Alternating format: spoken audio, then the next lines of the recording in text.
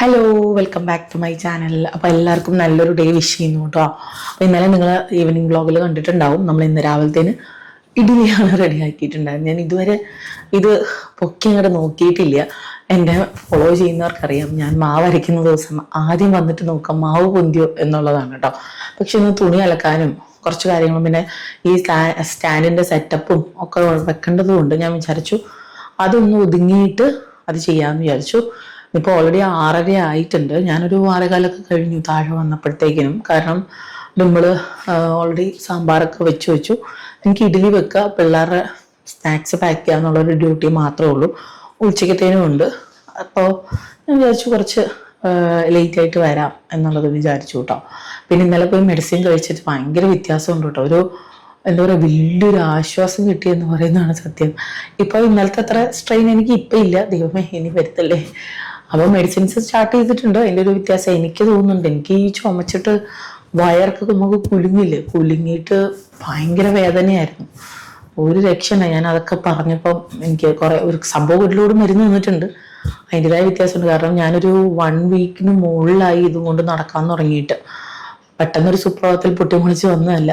എനിക്ക് തോന്നുന്നു ഡിംപിളിനും ഡാഡിക്കും വന്നിട്ട് ഹോസ്പിറ്റലിൽ പോയില്ലേ, അപ്പം തൊട്ട് അതിൻ്റെ നെക്സ്റ്റ് ഡേ തൊട്ട് എനിക്കുണ്ട്. അന്ന് തൊട്ട് ഞാൻ കൊണ്ടു കിടക്കാം. ഡോളോയിന്മേലാണ് എൻ്റെ ജീവിതം പിടിച്ചു നിന്നത്. ബട്ട് ചുമ ഡോളോ കഴിച്ചാൽ പോവില്ലല്ലോ. അങ്ങനെ അപ്പം എന്തായാലും നമുക്ക് ഐശ്വര്യമായിട്ട് നമ്മുടെ മാവിൻ്റെ പാത്രം തുറന്നു നോക്കാം. എനിക്കൊരു ടെൻഷൻ ഉണ്ട്. കാരണം 6 മണിക്കാണ് അരച്ചത്. തണുപ്പുണ്ട്, മഴയുണ്ട്. പൊന്തിയാൽ മതി, ഇല്ലെങ്കിൽ ഇഡ്ഡലി കഥ രാവിലെ പാളും. പൊന്തി നിങ്ങൾക്ക് കാണാൻ പറ്റുന്നുണ്ടോ എന്തോ. പൊന്തിയിട്ടുണ്ട് കേട്ടോ. ഇത് കണ്ടാലേ സത്യം പറഞ്ഞ ഒരു ആശ്വാസം കിട്ടുള്ളൂ, ഇല്ലെങ്കിൽ ഭയങ്കര ബുദ്ധിമുട്ടാണ്.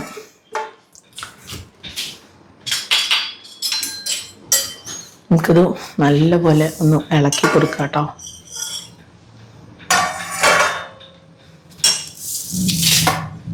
ആദ്യം ഞാൻ വിചാരിച്ചു തേങ്ങാ ചമ്മന്തി ഉണ്ടാക്കാം. പിന്നെ ഞാൻ വിചാരിച്ചു വേണ്ട, സാമ്പാർ തന്നെ മതി എന്ന് വിചാരിച്ചു.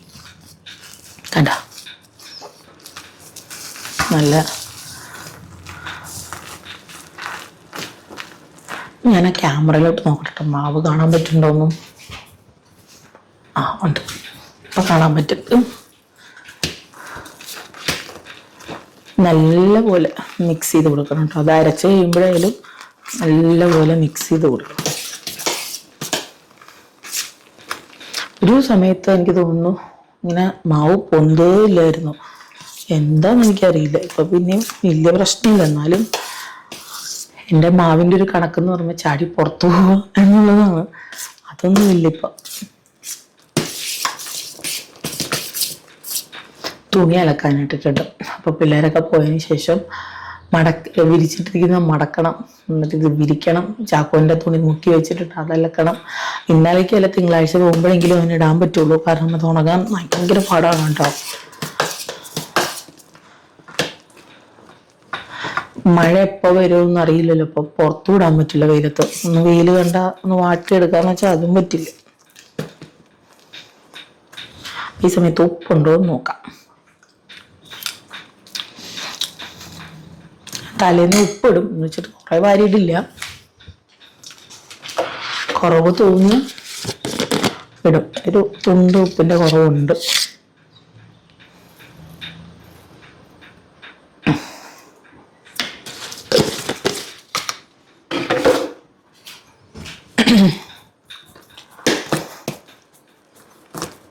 അപ്പം നമ്മുടെ മാവ് സെറ്റായിട്ടുണ്ട് കേട്ടോ.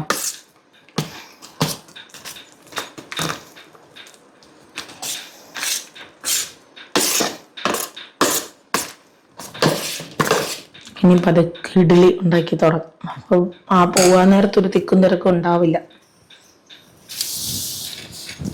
കാപ്പി വെക്കണം, ഇഡ്ഡലി ഉണ്ടാക്കണം. ഞാൻ വിചാരിച്ചു ഓൺ വോയിസ് കൊടുക്കാം ഈ വീഡിയോ വയ്ക്കുന്ന കേട്ടോ. കാരണം പ്രത്യേകിച്ച് മിണ്ടാനും പറയാനും ഒന്നുമില്ലാത്തൊരവസ്ഥയായിരുന്നു അത്. പിന്നെ ഈ പറഞ്ഞ ഒച്ചയിട്ട് സംസാരിക്കുമ്പോഴത്തേക്കിനും എൻ്റെ ചുമ വീണ്ടും വരുന്നു. അപ്പോൾ ഞാൻ ഓർത്തു വോയിസ് ഓവർ ആകുമ്പോൾ അധികം സ്ട്രെയിൻ ഇല്ലല്ലോ, റൂമിൽ വന്നിരുന്നിട്ട് മിണ്ടാണ്ടിരുന്ന് കൊടുത്താലും കുഴപ്പമില്ല. അപ്പോൾ ഇത് നമ്മുടെ ചാക്കോച്ചനുള്ള കുട്ടി ഇഡ്ഡലി റെഡിയാക്കാനാണ് കേട്ടോ. അപ്പം ഇത് വളരെ സൂക്ഷിച്ച് ചെയ്യേണ്ട ഒരു കാര്യമാണ്. അപ്പോൾ കുഞ്ഞ് സ്പൂൺ എടുത്തിട്ടാണ് ഇടുന്നത്. കാരണം മാവ് കൂടിപ്പോയാൽ ആകെ മൊത്തം പ്രശ്നമാവും. ഇത് ചാടി വരും. മീൻസ് വേവുമ്പോൾ പൊന്തുമല്ലോ. പൊന്തുമ്പോൾ ആ കുഴിയിൽ നിന്ന് വിട്ട് പുറത്തേക്ക് വരും കേട്ടോ. അപ്പോൾ അതുകൊണ്ട് ഞാനത് വളരെ സൂക്ഷിച്ച് കൈകാര്യം ചെയ്തുകൊണ്ടിരിക്കുകയാണ്. ഇഡ്ഡലി മറ്റേ സ്റ്റീമർ ഞാനവിടെ വെച്ചിട്ടുണ്ട് തിളച്ച് വരാനായിട്ട്. അങ്ങനെ കുറേ പേര് എന്താ ഡിവൈനെ ഒരു ചുമ വന്നിട്ട് എങ്ങനെയുണ്ടെന്നൊക്കെ ചോദിച്ചിരുന്നു. ചുമ വന്നിട്ട് നല്ല സുഖമാണ്. കുറേ പേര് എനിക്ക് പേഴ്സണലി മെസ്സേജ് ചെയ്തു, എനിക്ക് പനിയും ചുമയുണ്ട്, ചുമ ജന്മം ഉണ്ടെങ്കിൽ പോവില്ല. സത്യമായ കാര്യം കേട്ടോ. പനി സത്യം പറഞ്ഞാൽ എനിക്ക് 2 ദിവസം ഉണ്ടായിരുന്നുള്ളൂ. അത് വേഗം പോയെങ്കിലും ഈ ചുമ എന്നെയും കൊണ്ട് അങ്ങേ ലോകത്തെത്തുമെന്ന് വരെ ഞാൻ സംശയിച്ചു എന്ന് വേണമെങ്കിൽ പറയാം കേട്ടോ. അത്രയ്ക്കും ചുമയെന്ന് വെച്ചാൽ അത്രയ്ക്കും ചുമ. എനിക്ക് തോന്നുന്നു ഞാൻ പറയായിരുന്നു ഞാൻ ഗർഭിണി വല്ലായിരുന്നു പ്രസവിച്ചതിനെന്ന് ഞാൻ പറഞ്ഞു. കാരണം അത്രയ്ക്കും വേദന എന്ന് വെച്ചാൽ ഒരു പ്രസവ വേദന പോലത്തെ വേദന. ആൾക്കാർക്ക് കേൾക്കുമ്പോൾ കോമഡി ആയിട്ട് തോന്നും. പക്ഷെ ചുമച്ച് എനിക്ക് തോന്നുന്നു കഴിഞ്ഞ ആഴ്ച ഡിമ്പിളിൻ്റെ അടി എന്നാണോ ഹോസ്പിറ്റലിൽ പോയത് അതിൻ്റെ വെരി നെക്സ്റ്റ് ഡേ ഞാൻ കിടന്നിട്ടുണ്ട്. പിന്നെ ഈ ചുമ എനിക്കറിയില്ല എന്താ പറയേണ്ടതെന്ന്. പിന്നെ ഞാൻ പറഞ്ഞില്ലേ കറക്റ്റ് സമയത്ത് ഇന്നലെ മെഡിസിൻ വാങ്ങിക്കാൻ പോയതും ഒക്കെ. ഇല്ലെങ്കിൽ ആകെ പെട്ടുപോകും. നമുക്ക് കുഞ്ഞു മക്കളുള്ളതുകൊണ്ട് തന്നെ ഒന്ന് കിടന്നുറങ്ങാനോ ഒന്നും പറ്റില്ല.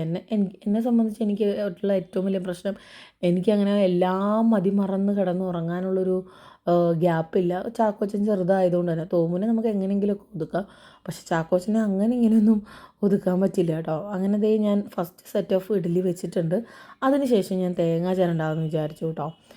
ഈ തേങ്ങ ചിരണ്ടുമ്പോൾ ഓരോ ചിരയ്ക്കും ഞാൻ പണ്ട് അമ്മയോട് ബാധിച്ച കാര്യങ്ങളാണ് കേട്ടോ. അതെന്നായാലും ഞാൻ എപ്പോഴും ആലോചിക്കുന്നൊരു കാര്യമാണ്. പണ്ട് ഒരു തേങ്ങ പറഞ്ഞാൽ ഞാൻ പറയും എനിക്കറിയില്ല, എനിക്ക് ചിരണ്ടാൻ അറിയില്ല. പിന്നെയും ഞാൻ തേങ്ങയുടെ സിസ്റ്റമാറ്റിക് ചിരകിൽ കണ്ടിട്ടുള്ളത് ഡെയ്സി ആൻറ്റിയുടെ കയ്യിൽ നിന്നാണ് കേട്ടോ.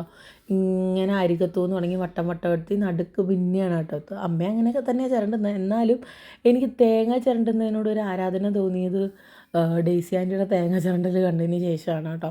ഓരോ കാര്യങ്ങളും ശരിക്കും അമ്മ വെക്കുന്ന പോലെ അല്ല ഞാൻ ഫുഡ് വെക്കാറ്. എനിക്ക് ശരിക്കും ഡെയ്സി ആൻറ്റിയുടെ വെപ്പാണ് കേട്ടോ കിട്ടിയിരിക്കുന്നത്. എനിക്ക് ഭയങ്കര ഞാൻ പറഞ്ഞില്ലേ ഒരു സമയത്ത് ഇപ്പോഴും എനിക്ക് ഇഷ്ടക്കുറവുണ്ടെന്നല്ല, ഒരു സമയത്ത് ഞാൻ ഭയങ്കര ഒബ്സസ്ഡ് ആയിരുന്നു ഡെയ്സി ആൻറ്റിയുടെ അടുത്ത്. എനിക്ക് ഭയങ്കര എന്താ പറയുക, എൻ്റെ അമ്മ കഴിഞ്ഞാൽ എനിക്ക് ഏറ്റവും ഇഷ്ടമുണ്ടായിരുന്ന ഒരു വ്യക്തി ഡെയ്സി ആൻറ്റി ആയിരുന്നു കേട്ടോ. പിന്നെ നമ്മൾ വളരുന്നു, പിന്നെ നമ്മൾ അവിടെ നിന്ന് മാറുന്നു.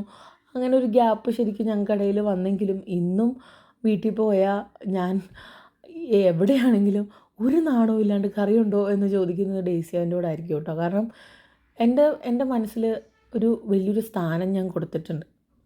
എനിക്ക് എന്തുകൊണ്ടാണെന്ന് എനിക്കറിയില്ല, എനിക്ക് ഭയങ്കര ഇഷ്ടമാണ് ഡെയ്സി ആൻറ്റിനെ. ഇപ്പോഴായിരിക്കും കോണ്ടാക്റ്റ് ഒന്നും ഇല്ലാണ്ട് കാണുമ്പോൾ ഭയങ്കര വർത്തമാനവും ഞങ്ങൾ കാര്യങ്ങൾ പറയാം അങ്ങോട്ടും ഇങ്ങോട്ടും പറയുകയൊക്കെ ചെയ്യുമെങ്കിലും ഒരു കാലത്ത് എൻ്റെ ഒരു ഭയങ്കര ഒരു കമ്പനി തന്നെയായിരുന്നു കേട്ടോ ഡെയ്സി ആൻറ്റി. അപ്പം ഞാനിങ്ങനെ തേങ്ങ ചിരണ്ടുമ്പോൾ അമ്മേനും ഡെയ്സി ആൻറ്റി തന്നെയാണ് കൂടുതലും ഓർക്കുക. അവർ പഠിപ്പിച്ച കാര്യങ്ങളും ആൻറ്റി എടുത്തു നിന്നാണ് ബീഫ് വരട്ടിയത്, കോട്ടയം മീൻ കറി ഒക്കെ ഞാൻ വെക്കാൻ പഠിക്കുന്നത്, ക്യാബേജ് തോരൻ.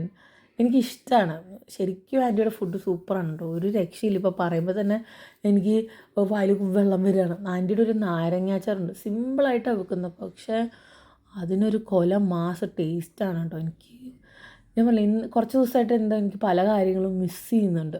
നമ്മുടെ ടീനേജ് ലൈഫ് അല്ലെങ്കിൽ അവിടെ ആയിരുന്ന സമയങ്ങൾ.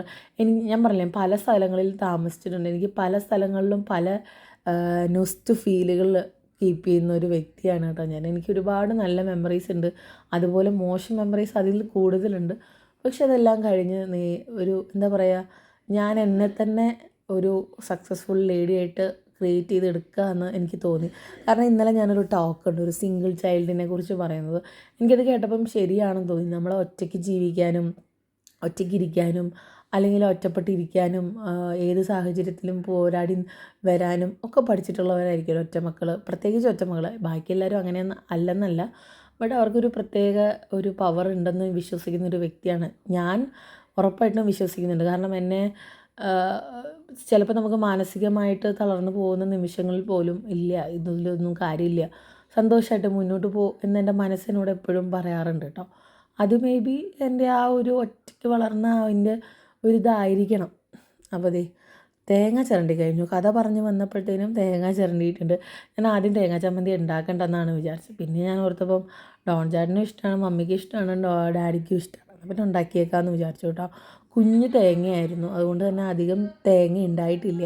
അപ്പോൾ ഞാനതങ്ങനെ എടുത്തു. ബാക്കി ഞാൻ ഫ്രിഡ്ജിലെടുത്ത് വെച്ചിട്ട് ചിരണ്ടാൻ ഭയങ്കര മടിയായി. സക്സസ്ഫുള്ളി തേങ്ങ ചിരണ്ടി കഴിഞ്ഞാൽ എൻ്റെ ഒരു സന്തോഷമാണ് കേട്ടോ എൻ്റെ മുഖത്ത് കാണുന്നത്. അങ്ങനെ അത് കഴിഞ്ഞു കേട്ടോ. എങ്ങനെ ചില ദിവസങ്ങൾ നമ്മൾ എത്ര വിചാരിച്ചാലും നീങ്ങില്ല എന്ന് പറയുന്ന പോലെ സംഭവം ഇഡ്ഡലി ഉണ്ടാക്കിയാൽ മതി, പിള്ളേർക്കുള്ള സ്നാക്സും പാക്ക് ചെയ്ത് എൻ്റെ പരിപാടി കഴിഞ്ഞെങ്കിലും ഞാനിങ്ങനെ ആലോചിച്ചുകൊണ്ട് ഇങ്ങനെ ഇരിക്കുകയാണ് കേട്ടോ. ചില ദിവസങ്ങൾ ഭയങ്കര നമ്മൾ സ്റ്റക്കായിരിക്കും മൈൻഡ് വൈസ്, നമ്മുടെ ബോഡി ഇങ്ങനെ അലഞ്ഞു തിരിഞ്ഞ് നടക്കുക നമ്മൾ പറയില്ലേ, അങ്ങനെ ഒരു അവസ്ഥ കേട്ടോ. പിന്നെ ഞാനിവിടെ നിൽക്കുമ്പോൾ അടുത്ത് പ്ലാൻ ചെയ്യുന്ന പിള്ളേർ പോയതിന് ശേഷം തുണി വിരിക്കണം, മടക്കണം, അലക്കണം. ഞാൻ യൂണിഫോം അങ്ങനെ വാഷിംഗ് മെഷീനിൽ ഇടാറില്ല. എന്തെങ്കിലും ദുർഘടം പിടിച്ച അവസ്ഥ വന്നാൽ മാത്രമേ ഞാൻ വാഷിംഗ് മെഷീനിൽ ഇടുകയുള്ളൂ കേട്ടോ. പിന്നെ അത് ചാക്കോൻ്റെ പാൻറ്റിൽ ചെളി ഒരു രക്ഷയില്ല. എനിക്ക് തോന്നുന്നു അവനെ അവിടെ തുടച്ചിട്ടാണ് വരുന്നതെന്ന് തോന്നുന്നു. അപ്പോൾ തലേന്നേ ഞാൻ സോപ്പ് വെള്ളത്തിൽ മുക്കി വെക്കും. അപ്പം രാവിലെ ജസ്റ്റ് ഒന്ന് ഒലച്ചെടുത്താൽ മതി കേട്ടോ. ഇല്ലെങ്കിൽ അത് ഉരച്ച് നിന്ന് അതിൻ്റെ കളറും പോവും, ആകെ മൊത്തം നാശമാവും കേട്ടോ. അപ്പം ഞാൻ ആലോചിക്കും ഇനി അതൊക്കെ ചെയ്യണ്ടേ. ഭാഗ്യത്തിന് രാവിലെ നിൽക്കുന്ന സമയത്താണ് തോമുവിൻ്റെ സ്കൂളിൽ നിന്നുള്ള മെസ്സേജ് വരുന്നത്, തോമുവിന് 12:45 വരെ ക്ലാസ് ഉണ്ടെന്ന്. അത് കണ്ടപ്പോൾ ഒരു ആശ്വാസമായി. അങ്ങനെ എന്താ ഇഡ്ഡലിയും ഓരോരുത്തർക്കും ഓരോ തരാണ് കേട്ടോ. തോമുവിനപ്പോൾ ഇന്നലെ ബ്രെഡ് മതി എന്ന് പറഞ്ഞിട്ടുണ്ടായിരുന്നു. അങ്ങനെ തോമുവിനെ ഞാൻ കുളിപ്പിച്ച് റെഡിയാക്കി കൊണ്ടുവന്നിട്ടുണ്ട്. ഡോൺ ചേട്ടനെ രാവിലെ ആയപ്പോൾ ഒരു മടി കുളിപ്പിക്കാൻ. പിന്നെ ഡോൺ ചേട്ടൻ്റെ അടുത്ത് അവൻ നമ്പർ ഇറക്കും, കുളിക്കാതിരിക്കാനുള്ള നമ്പറൊക്കെ ഇറക്കും തണുപ്പാണെന്നൊക്കെ പറഞ്ഞിട്ട്. പക്ഷേ എൻ്റെ അടുത്ത് അങ്ങനെ നമ്പർ ഇറക്കാറില്ല. ഞാൻ വന്നാൽ കുളിക്കുക എന്നുള്ളൊരു നിയമം മാത്രമേ അവൻ്റെ പുസ്തകത്തിലുള്ളൂ. പിന്നെ എനിക്ക് പെട്ടെന്ന് അവരുടെ മൈൻഡ് ഡൈവേർട്ട് ചെയ്യാനുള്ള ഒരു കഴിവുണ്ട്. ഡോൺ ചേട്ടൻ അതില്ല. ഡോൺ ചേട്ടൻ പിന്നെ അതിനെ ചൊല്ലി വഴക്കുണ്ടാക്കും. അവർ തമ്മിൽ പിന്നെ എന്താ പറഞ്ഞാൽ അയലോക്ക വഴക്ക് പോലെ അയലോക്ക വഴക്കാവും കേട്ടോ. അപ്പോൾ ഞാൻ പറയും മര്യാദയ്ക്കൊന്ന് സംസാരിക്കേ. നമുക്കും ദേഷ്യം വരും, എനിക്ക് ദേഷ്യം വരില്ലെന്നല്ല, എനിക്ക് നല്ല ദേഷ്യം വരും, ഞാൻ വെച്ചിട്ട് അലക്കാറുമുണ്ട് കേട്ടോ. ബട്ട് ചില സമയത്ത് നമുക്ക് രാവിലെ കരഞ്ഞ് മോഹിപ്പിച്ച് വിടാൻ പറ്റില്ല. അപ്പോൾ അവരെ കൺവിൻസ് ചെയ്യുന്ന രീതിയിൽ വേണം നമ്മൾ ഓരോ കാര്യങ്ങളും ചെയ്യാൻ. എൻ്റെ ഒരു അനുഭവത്തിൽ നിന്ന് പറഞ്ഞാൽ വൈകുന്നേരം നമുക്ക് എന്തും ചെയ്യും. നമ്മളെ ദേഷ്യം പിടിപ്പിച്ചാൽ തിരിച്ച് നല്ല ദേഷ്യപ്പെടാം, ഇല്ലെങ്കിൽ ശരിയാവില്ല. അങ്ങനെ ചാക്കോ വന്നിരിക്കുന്നുണ്ട്. ചാക്കോൻ്റെ സ്കൂളിലാണെങ്കിൽ ഇന്ന് മറ്റേ ഫിഫ വേൾഡ് കപ്പിൻ്റെ സെലിബ്രേഷനൊക്കെ ഉണ്ടായിരുന്നു. ഞാൻ ആ ജേഴ്സി വാങ്ങിക്കുന്ന കാര്യം പറയാനാണെങ്കിൽ വിട്ടും പോയി. അപ്പോൾ പിന്നെ ഡോൺ ചേട്ടൻ പറഞ്ഞു ഇല്ല അവനെ വിടാൻ വരട്ടെ, ഞാൻ പോയി നോക്കിയിട്ട് തോമുവിനെ വിട്ടിട്ട് പോയി നോക്കിയിട്ട് വരാമെന്ന് പറഞ്ഞിട്ട് ഡോൺ ചേട്ടൻ പോയിട്ടുണ്ട് കേട്ടോ. അന്വേഷിച്ച് പോയേക്കാണ്. ചാക്കോന് സത്യം പറഞ്ഞാൽ ഇതിനെപ്പറ്റി ഒരു ധാരണയില്ല എന്നാണ് എൻ്റെ ഒരു വിശ്വാസം. കാരണം അവന് 3 വയസ്സ് പോലും ആയിട്ടില്ല. ഈ ഫുട്ബോളും ആൾക്കാരെയൊക്കെ എങ്ങനെ അറിയാനാണ്. പിന്നെ സ്കൂളിൽ എല്ലാവരും ഉള്ളൊരു സെലിബ്രേഷൻ ആയതുകൊണ്ട് അവനെ ഇടിയിപ്പിക്കാമെന്നുള്ളൊരു തോട്ടിലെത്തി. ഞാൻ പറഞ്ഞില്ലേ നമ്മളൊരു മായാലോകത്ത് ജീവിക്കുന്നതുകൊണ്ട് തന്നെ ഈ കാര്യമേ ഞാൻ വിട്ടുപോയി. സത്യം പറഞ്ഞാൽ കുറച്ച് ദിവസങ്ങളായിട്ട് അങ്ങനെ ഫോണും മെസ്സേജുകളും ഒന്നും അങ്ങനെ നോക്കുന്നൊന്നുമില്ല.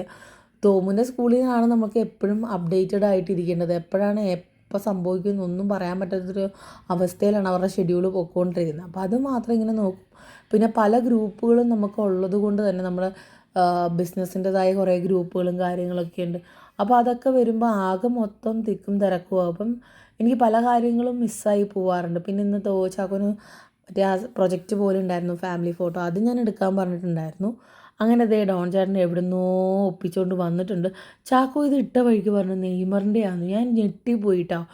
ഡാഡിയും പറഞ്ഞു ഇവനെങ്ങനെ ഇതറിയാവുന്നതെന്ന് വിചാരിച്ചു കേട്ടോ. പാച്ചുവിനും ഇനി നെക്സ്റ്റ് വീക്ക് വരുന്നു. അപ്പോൾ ഡാഡി ഷേക്ക് ഹാൻഡ് കൊടുക്കുകയാണ് പേര് പറഞ്ഞതിന് കേട്ടോ. അങ്ങനെ നമ്മുടെ നെയ്മർ ജൂനിയർ പോകുന്നുണ്ട് കേട്ടോ, ഗോളടിക്കാൻ വേണ്ടി പോകുന്ന ആൾ. അതിനുശേഷം ഞാൻ വേഗം വന്നിട്ട് ഭക്ഷണം കഴിക്കുകയാണ്. കാരണം നമ്മൾ ഇന്നലെ 8 മണിക്ക് ഡിന്നർ കഴിച്ചല്ലോ, അപ്പോൾ നല്ല പോലെ വിശക്കുന്നുണ്ട്. അപ്പോൾ ഡോൺ ചേട്ടനും ഈ ജേഴ്സി വാങ്ങിച്ചിട്ട് വന്നതിന് ശേഷമാണ് കേട്ടോ ഭക്ഷണമൊക്കെ കഴിച്ചത്. എന്നിട്ട് ഡോൺ ചേട്ടനും പോയി. ഡോൺ ചേട്ടൻ ബുദ്ധിപൂർവ്വം വണ്ടി പുറത്തിട്ടിട്ടാണ് വന്നത്, ഇല്ലെങ്കിൽ ചാക്കോ അതിന് വേണ്ടി വഴക്കുണ്ടാക്കിയാണ് കേട്ടോ. പിന്നെ ഞാൻ ഭക്ഷണം കഴിച്ചിട്ട് വേഗം പാത്രം കഴുകി വെക്കാമെന്ന് വിചാരിച്ചിട്ട് ഇന്ന് ആകെ മൊത്തം പരിപാടികളുടെ താളം തെറ്റിപ്പോയി. ഞാൻ പറഞ്ഞില്ലേ മടിയാണ്, വേറൊന്നുമല്ല. നമ്മൾ ശരീരം പോകുന്നിടത്ത് മനസ്സ് പോകുന്നില്ല എന്ന് പറഞ്ഞൊരു അവസ്ഥയാണ്. അപ്പോൾ ഇന്ന് ഇത്രയൊക്കെ ഉള്ളൂ നമ്മുടെ മോർണിംഗ് വ്ലോഗ്. നാളെ നല്ലൊരു വീഡിയോ ആയിട്ട് വരാം. ഇടയ്ക്ക് എന്തെങ്കിലും റീൽസ് ഉണ്ടെങ്കിൽ ഞാൻ അപ്ലോഡ് ചെയ്യാം കേട്ടോ. അപ്പോൾ നമുക്ക് നാളെ കാണാം. അതുവരെ ബൈ ആൻഡ് ടേക്ക് കെയർ.